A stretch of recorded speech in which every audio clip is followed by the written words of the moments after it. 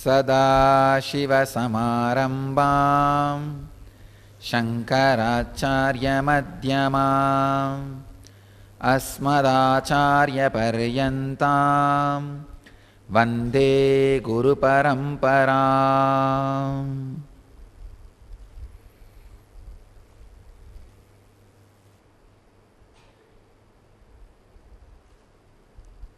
I welcome you all with my love and respects.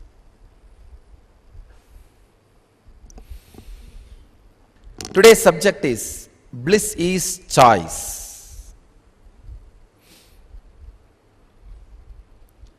I can say when you choose choicelessness, you choose bliss. When you make any choice, you choose suffering. I am making completely contradictory statement. I say bliss is choice, is subject. Second statement I am making, if you choose choicelessness, you choose bliss. If you do any choice, you choose suffering. What do I mean? Bliss is choice, it's a topic. If you choose choicelessness, you choose bliss, is technique. Yesterday I said, there can be no bliss, just hopeless. Just be hopeless, that's all, nothing can be done. There's no bliss, there's no joy, just be hopeless. But so many people had blissful experience. When a right person says you are hopeless, even that word creates bliss in you. When the wrong person, even if he praises you, he only inflicts suffering in you. You know, when you go out, you know, this fellow is playing games.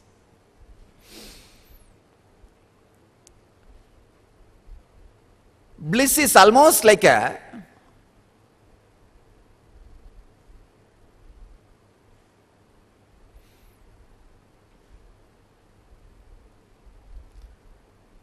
most talked about subject around the world, much more than how many people you need to fix a bulb.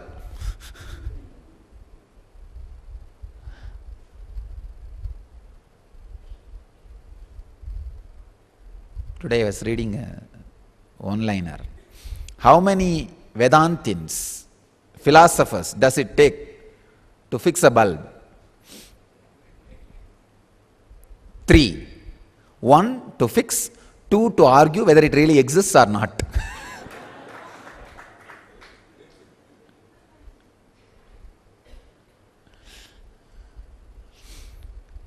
Bliss is a subject discussed much more than how many people it takes to fix a bulb in the world.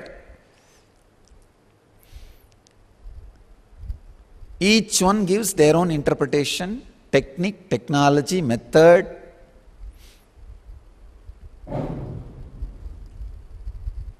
Bliss is choice when you choose choicelessness. When you choose choicelessness, you choose bliss.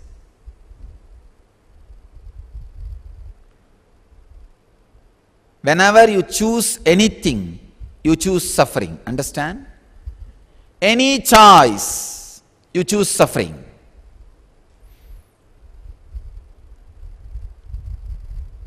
When you relax in choicelessness, those few moments you experience bliss.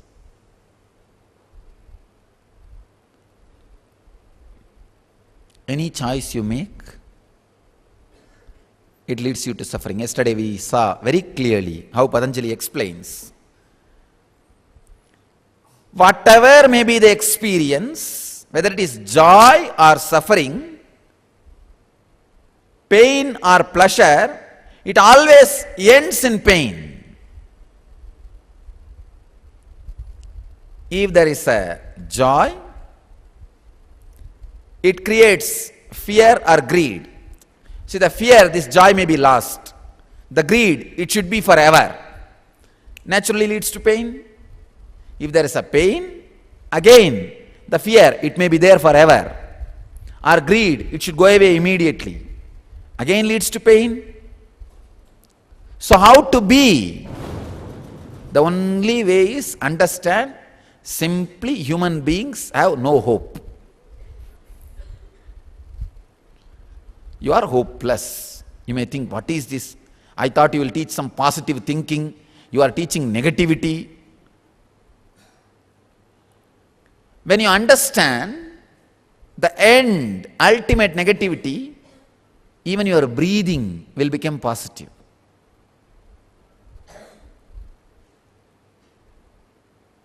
Let's enter into the sutra. I'll try to explain some more deeper meanings of the same sutra which we were working yesterday. Parinama tapa sanskara dukkair gunavritti virodascha dukkam eva sarvam vivekinaha.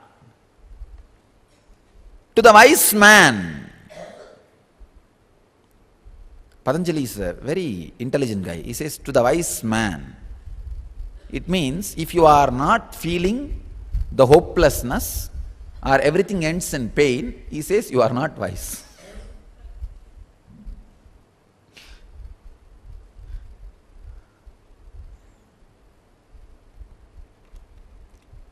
To the wise man, all is as it were painful, because everything brings pain, either as consequence or as anticipation of loss of happiness, or as fresh craving arising from impressions of happiness, and also because the gunas counteract one another. The last part only I did not complete yesterday in elaborate way. Today I am going to touch that last part.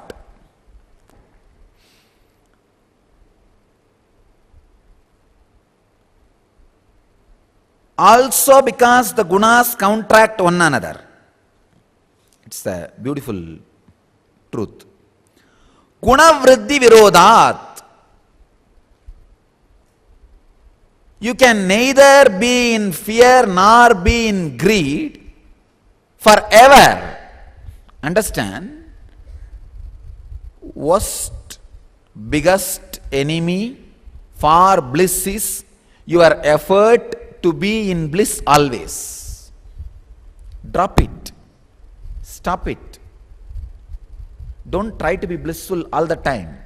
There is nothing wrong in being depressed.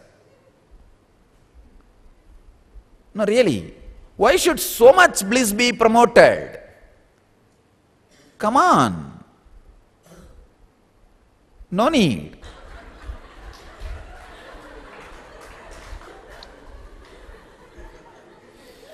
You can have some time the depressed moments. Nothing wrong.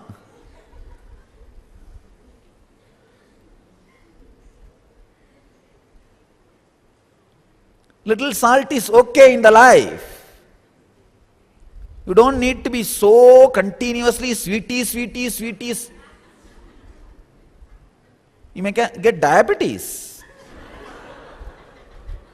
Little salt is okay. Too much greed to be in bliss 24 hours.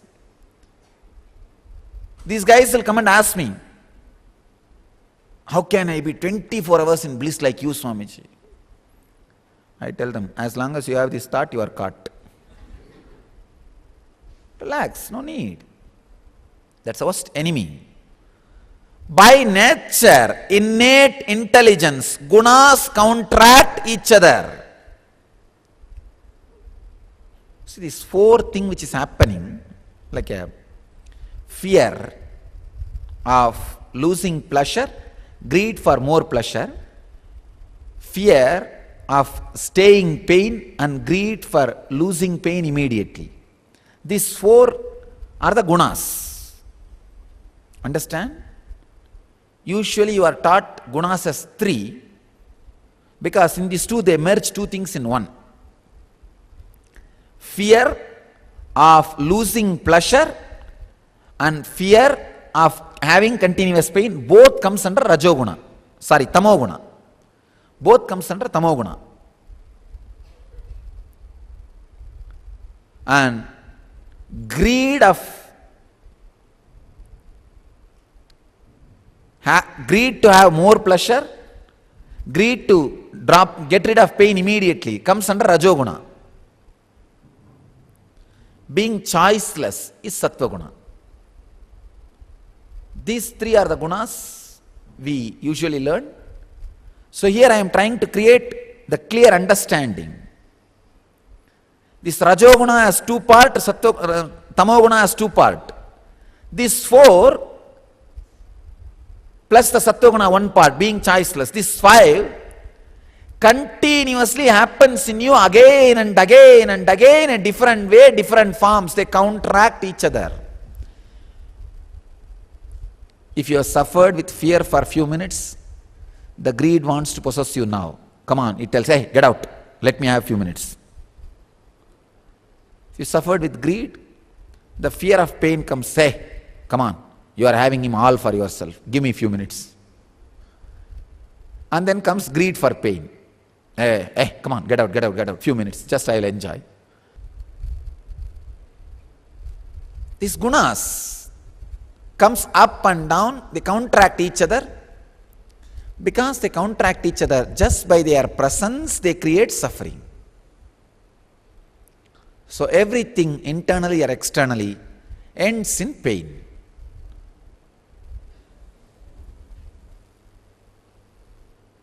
Then how can bliss be choice?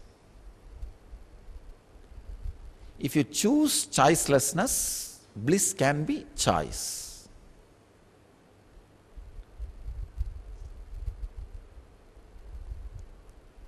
As I said, bliss is the most talked about subject, much more than light bulbs.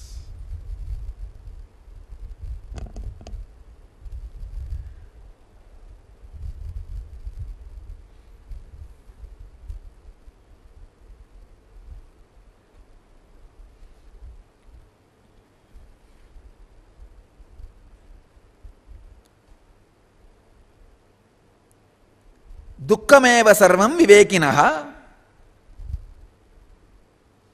Everything is painful for wise man.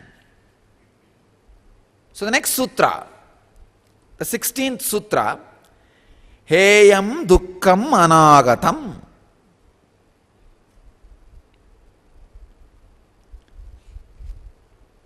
Very beautiful sutra.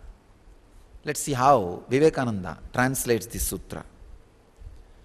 The misery which is not yet come is to be avoided. Swami Prabhavananda translates as, the pain which is yet to come may be avoided. Swami Sachidananda translates as, pain that is not yet come is avoidable. The same sutra, how so many people translate in so many ways. Vivekananda says, is to be avoided. Clear. Prabhavananda says, yet to come may be avoided. Sachidananda says, it is avoidable. Again, almost like a light bulb theory.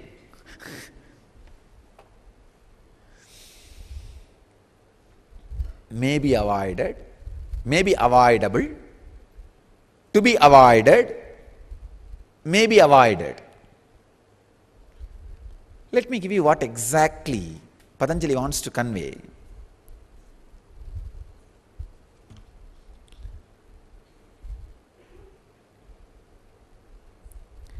Heyam Dukkham Anagatam. I'll translate as, the pain not yet occurred should be ended. Not even should be, ended. Pain not yet occurred, ended. Should be, may be, will be, can be. You can add anything you want. Ended. Heyam. How to avoid the pain which is yet to come?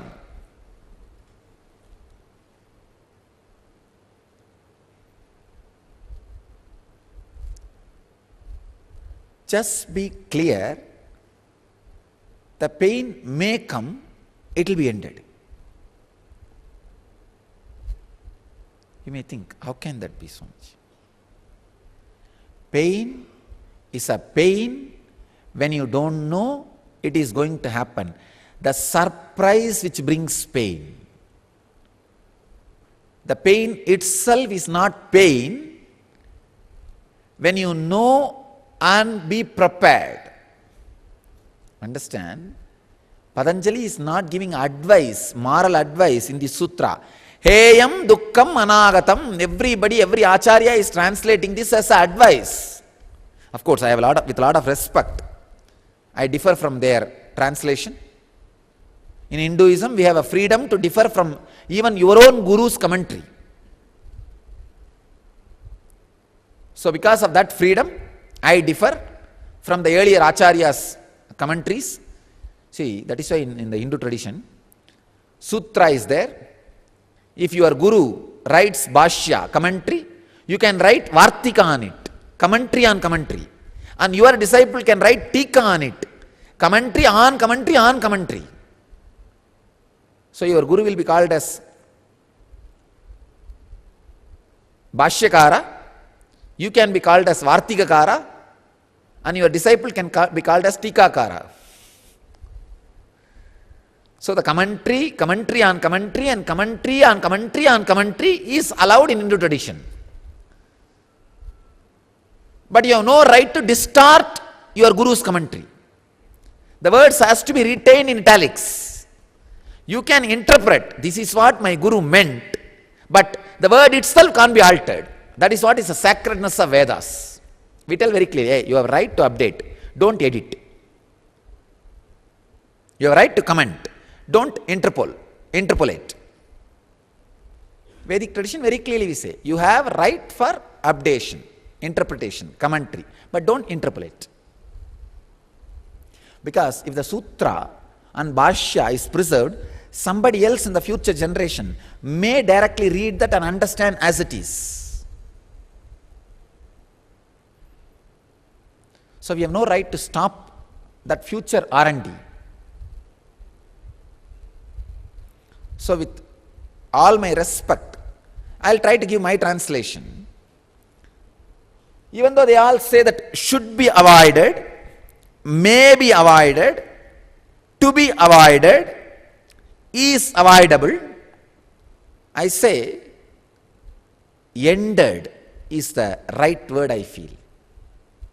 End. Because Patanjali is not giving here any advice. He is not the guy who gives advice. The largest thing which is given and never taken in the world is advice. Everybody gives, nobody takes. Patanjali is not that kind of a guy. He is a very technical guy. He is very clear. How many Patanjalis does it take to fix a bulb? None, because he is enlightened. He is always shining. Understand? He is a very clear, straight guy. He is not a guy who goes on giving you advice. He is a guy who gives you technique. He just says, Heyam dukkam anagatam. He will never mean it is avoidable, advice, it can be avoided, it may be avoided. No. Maybe Buddha will talk in that language. Because he had 40 years to talk. Go on and on and on. Maybe Krishna would have spoken. Because he had lot of time and people to listen. See, Buddha had only the people who will listen to his satsang. Krishna had people who will see his satsangs. Means Krishna was a visual pleasure. So people will sit and whatever he talks, they will listen. So Krishna had that kind of audience. So he can go on and on and on. He can use this kind of long advices. No. But never Patanjali. Yes, sir.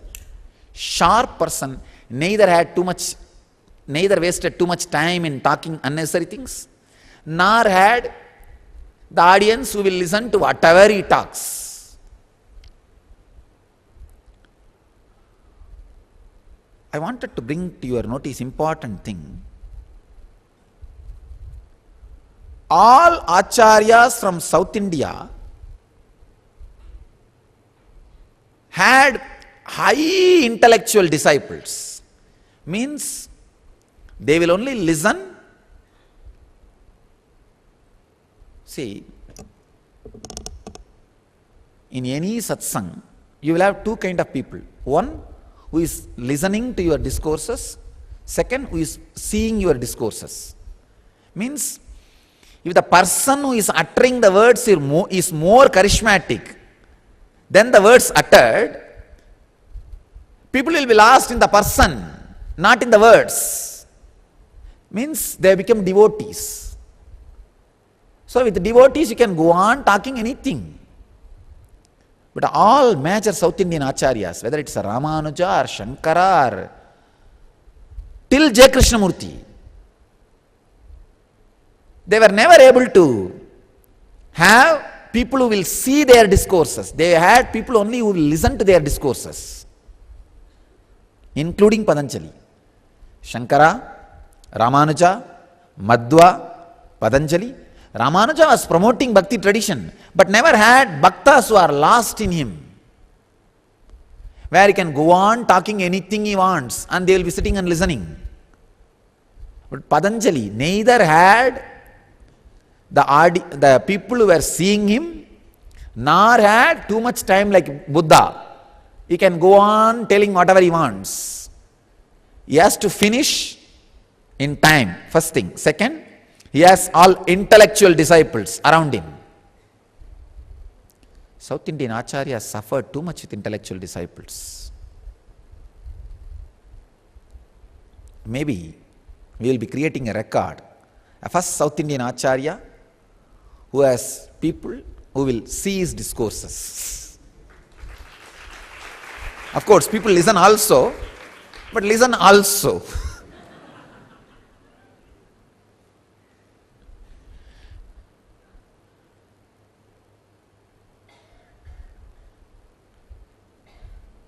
So Patanjali is not giving you advice, he is giving you technique.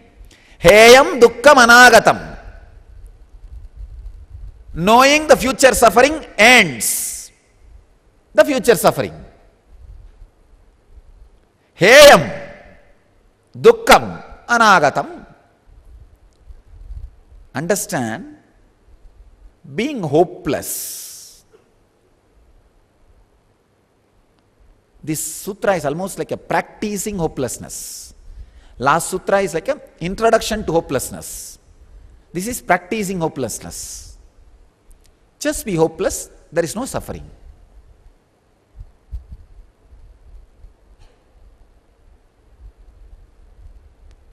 I am not saying a suffering can be ended, it should be avoided, it can be avoided, it could be avoided. Then I have to give you the technique in the next sutra. He is not going for the technique. The next sutra is not giving you any technique. So this sutra is the technique. Understand? Next sutra is taking us to a deeper level. Knowing the suffering, knowing that there is going to be pain, ends pain. Just know that there is going to be death. There will not be pain in death. Simply accept what more can be painful than death. Sit and make a list. Maybe losing your name. Just know, losing my name may be painful. Then you will not have pain, that's all. Losing this may be painful. Then you will not have pain, that's all. Losing that may be painful. Then you will not have the pain, that's all.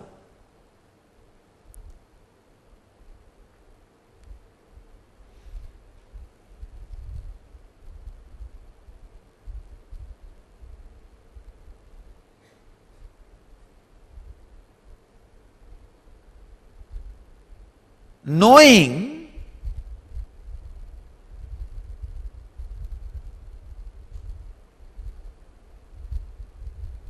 all possible happenings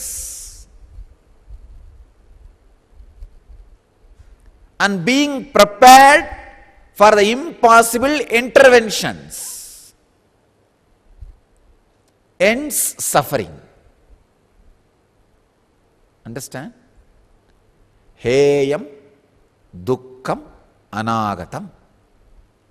Just know, as long as you are breathing, the possibility of your breathing stopping is there. As long as you are walking, the possibility of becoming handicapped is there.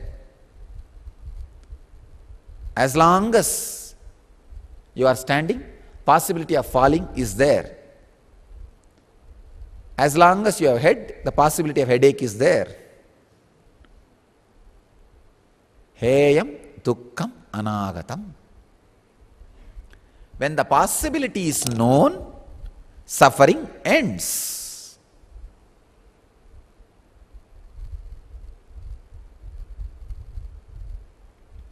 It's like being prepared for any possibility, any situation, anything.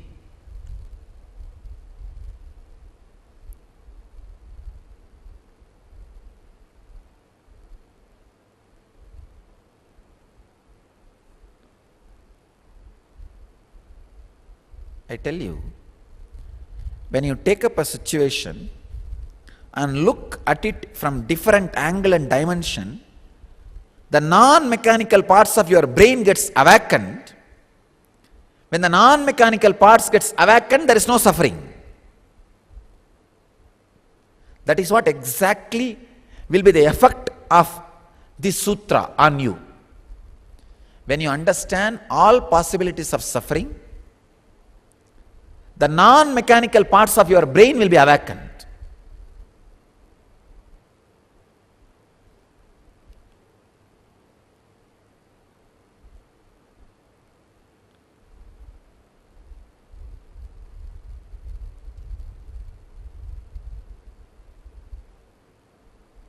I can share with you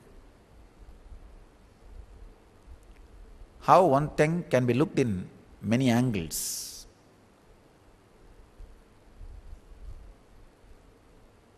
I have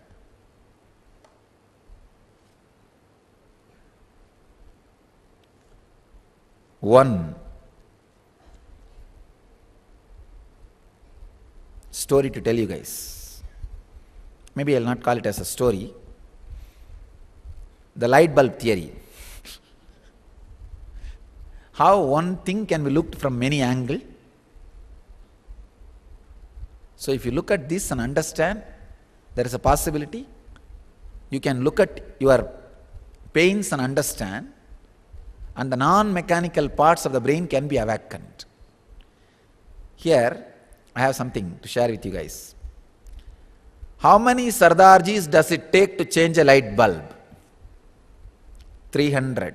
1 to hold the bulb and 299 to turn the room around.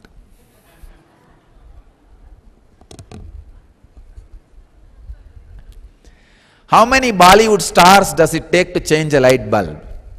Only one, because they don't like to share the spotlight. How many divorced women does it take to change a light bulb? 4. 1 to change the bulb and the other 3 to form a support group. How many Indian husbands does it take to change a light bulb? None. She can easily do it when she finished the housework.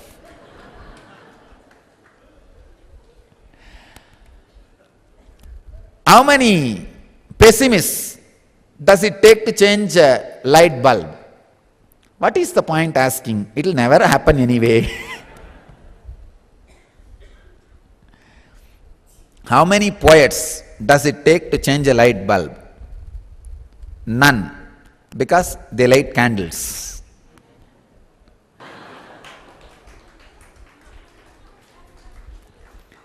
How many Nithyanandites does it take to change a light bulb? They don't need lights, they are already enlightened.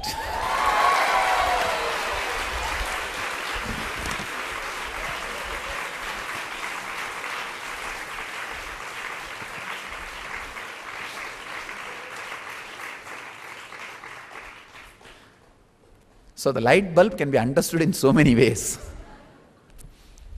Understand, pick up any one thing from your life. I tell you, just pick up breathing, that's enough. And just look around all possibility which can happen around breathing. I tell you, all sufferings related to breathing will disappear, end in you. On anything you put awareness, the suffering because of that will disappear. Understand? On anything, if you put awareness, the suffering through that will disappear. Heyam dukkam anahatam. Put your awareness on breathing and see what all suffering can come. That's enough. All sufferings through breathing will disappear. Put your awareness on your life and try to remember all sufferings which can happen through life. All sufferings through life, it will disappear. Put your awareness on anything. Just look around all possible sufferings which can come out of it. For example, take it money. All possible sufferings can happen because of money.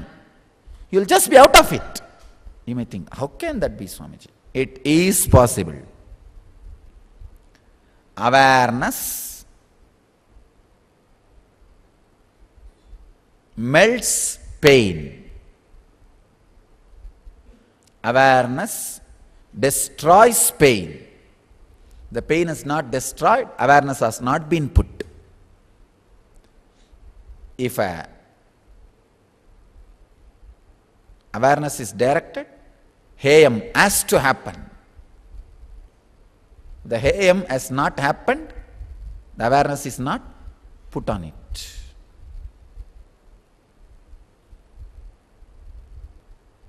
Heyam dukkam anagatam. Know the possibilities, the pain disappears.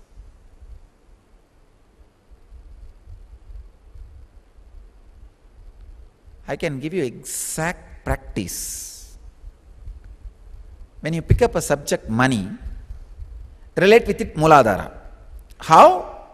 My Mooladhara is getting fulfilled by money. Greed. How? My Swadhisthana is connected to money. Means keeping myself out of fears or my fear about losing money. Ori. How my Manipuraga relates with money. How my Anagata gets fulfilled or unfulfilled by money. How my Vishuddhi gets blocked or opened by money. How my Agnya gets touched or untouched by money. How my Sahasrara gets disturbed by money. Look from all angles. The suffering from money ends for you. For example, if you know very clearly you want money, by the end of this analysis, you will just work for it. And you will not have suffering when you work before you achieve. Because you know it, what you are. That's all. Clarity destroys suffering. Analyze. Analyze from all angles. Look from all angles.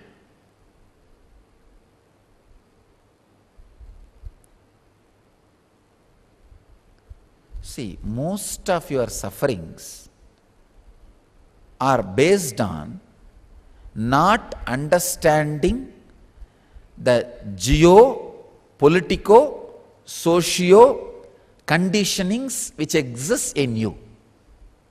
Understand?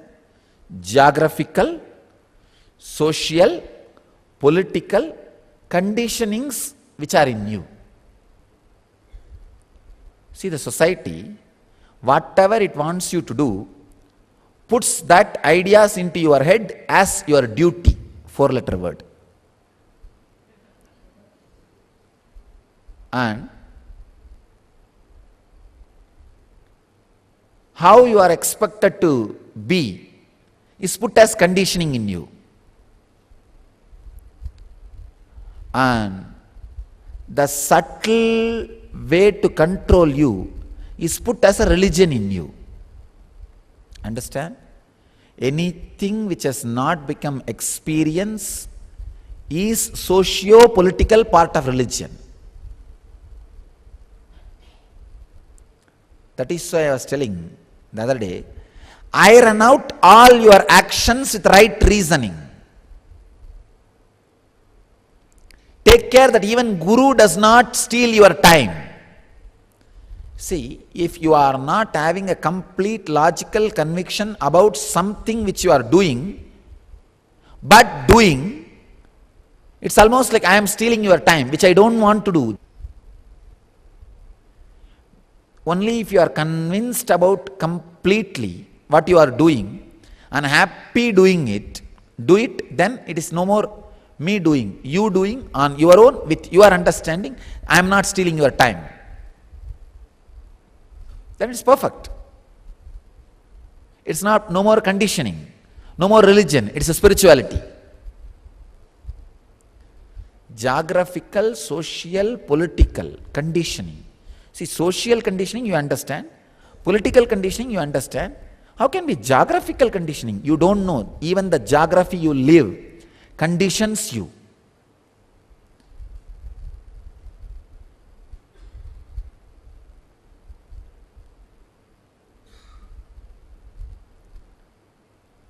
Not only socio-political ideas are in the air, it is in the land also. Kind of a special energy field is created in all geography. It's true. I have seen in US, even if you breathe deeply, you will put on weight. You may think, what am I talking? No, I am not disrespecting US air. I am telling you my observation. It's a kind of an energy field. Each energy creates a kind of an energy field. I'll tell you a story. How in different geography, different things happen. Why the chicken crosses the road? In Darwin,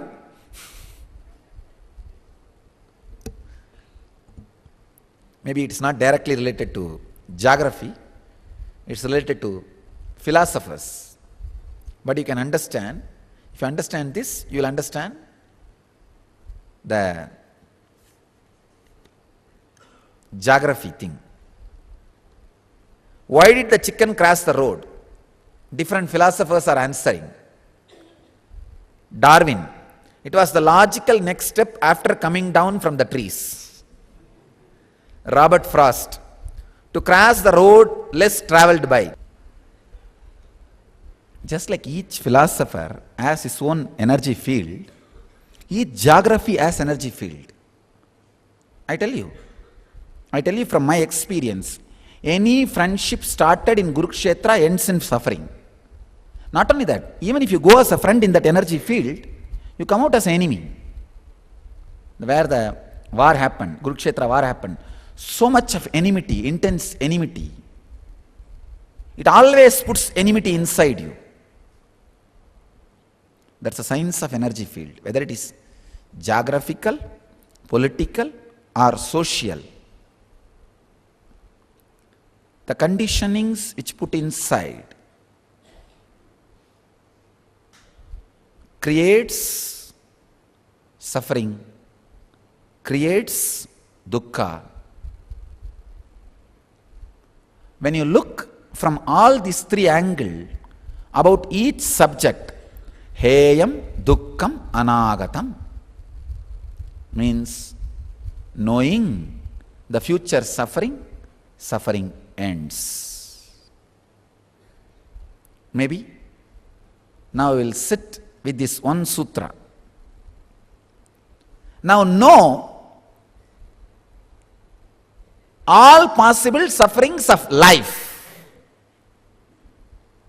Life means what is happening in you as you. you will see suffering completely ends.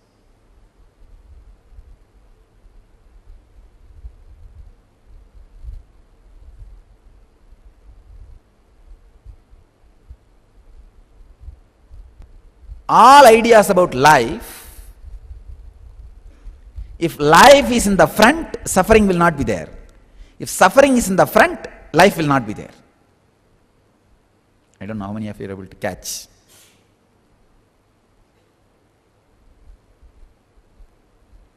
If life is in the front, suffering will not be there. If suffering is in the front, life will not be there. No, all possible sufferings of life, suddenly sufferings will not be there. Just suffering won't be there. It is not like a process, it's more like a manana, contemplation. Try this contemplation today, you will be out of suffering. Let you all experience and radiate the eternal bliss, Nithyananda. Thank you.